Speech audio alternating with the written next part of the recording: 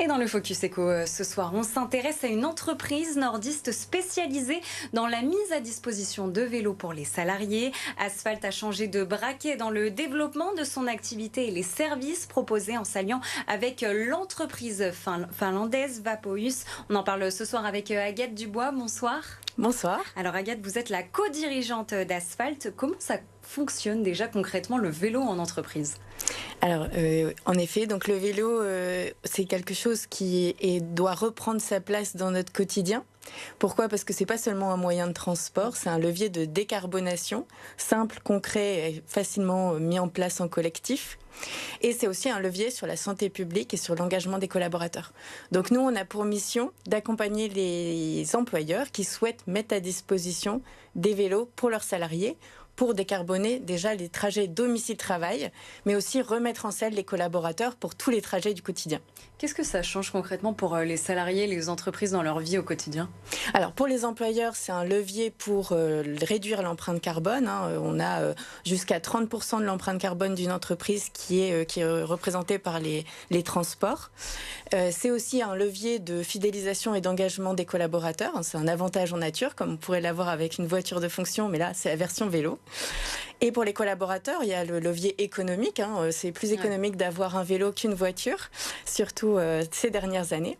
Et puis, c'est un levier aussi sur leur santé physique, parce qu'on parle de mobilité active, et puis sur leur santé mentale, parce que c'est quand même moins stressant d'être sur un vélo à pédaler que dans le stress des bouchons le matin sur la route. Quel type de vélo vous proposez ? On a des vélos classiques, mais sans doute aussi des vélos électriques. C'est au bon vouloir de chacun ? Exactement, donc le vélo plus classique qu'on appelle mécanique ou musculaire, il est souvent plus accessible en termes de tarifs. Le vélo assistance électrique, on est sur des tarifs quand même plus élevés, et donc c'est là tout l'intérêt d'avoir ce sponsoring un petit peu de l'employeur. Nous, on vient packager le vélo avec des services qui lui sont associés, de garantie casse-et-vol, de maintenance annuelle, de support utilisateur, et c'est ce qui permet, ce package mis à disposition par l'employeur, c'est ce qui permet aux salariés de se remettre en selle.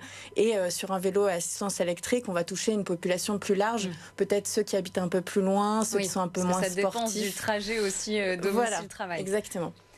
On imagine que cette opération, elle a quand même un coût pour les entreprises aujourd'hui. Comment vous faites pour les attirer ? Donc il y a depuis la loi LOM qui a été mise en place en 2019, donc c'est la loi d'orientation des mobilités qui a voulu pousser à la décarbonation de la mobilité du quotidien.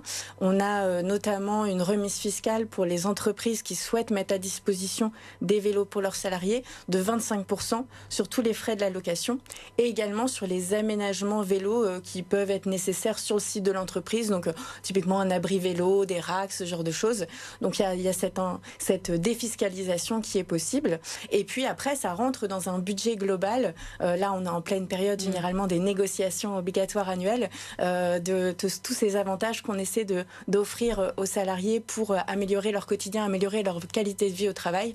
Donc ça rentre dans ces budgets.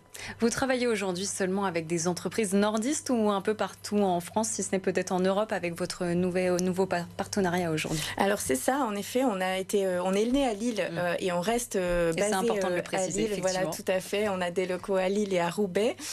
Donc, on opère évidemment avec des entreprises de la métropole lilloise. On a notamment Cofidis qui est très engagé sur le vélo. On a des flottes chez Dalkia, Crédit Agricole, etc. Mais on opère partout en France. On est capable de déployer nos vélos, en effet, soit directement avec nos équipes internes, soit avec un réseau de plus de 300 partenaires, donc magasins ou ateliers partout en France. Et aujourd'hui, comme vous l'avez dit, on opère plus de 35 000 vélos à l'échelle européenne. Est-ce que notre région elle est particulièrement concernée par l'utilisation du vélo ? On le voit à Lille, il y a quand même beaucoup d'utilisateurs du vélo. Vous qui avez des moyens de comparer aujourd'hui avec les autres régions de France avec lesquelles vous travaillez, est-ce qu'on fait partie des bons élèves dans ce domaine ? Alors en effet, il y a eu beaucoup d'investissements qui ont été faits ces dernières années. On le voit dans la métropole lilloise sur les infrastructures. Et c'est vrai que les infrastructures permettent de démocratiser un des principaux leviers au niveau de l'individu, c'est la sécurité.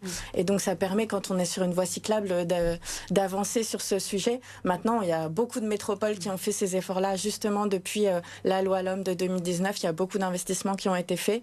On en attend encore, évidemment. Ce qui est intéressant de raconter, c'est que souvent la météo peut faire peur. Pour autant, c'est beaucoup plus difficile de faire du vélo quand il fait trop chaud que quand il pleut ou quand il fait un peu frais. On peut se couvrir, on a des bons équipements pour ça. Donc non, notre région est totalement propice à la pratique du vélo et on espère bien continuer à le pousser dans ce sens. Donc beaucoup d'accompagnement, vous l'avez dit. Pour autant, il y a quand même des progrès à faire si on compare avec nos voisins européens. Je pense notamment à l'Allemagne où c'est beaucoup plus démocratisé qu'ici. Pour ça, il faut quoi aujourd'hui? Des financements, des aides, davantage d'engagement là-dedans? Alors, je pense qu'il faut surtout un cadre fiscal plus clair.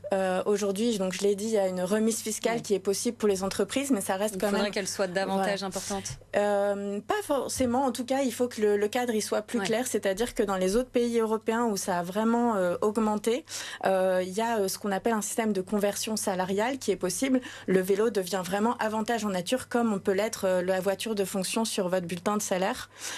Aujourd'hui, le cadre fiscal, il est un peu trop flou en France, et donc ça empêche certains de passer le pas pour mettre en place ces conversions de salaire et pouvoir proposer vraiment à tout un chacun, à tout collaborateur de pouvoir prétendre à ce genre de dispositif. Eh bien, merci beaucoup Aguette Dubois d'avoir été avec nous ce soir. Je le rappelle, vous êtes la co-dirigeante d'Asphalt, entreprise spécialisée dans le vélo en entreprise. Et puis, on peut vous rejoindre si on a envie de se mettre au vélo pour aller au travail. Le rendez-vous est bien noté. Merci à vous. Avec plaisir, merci.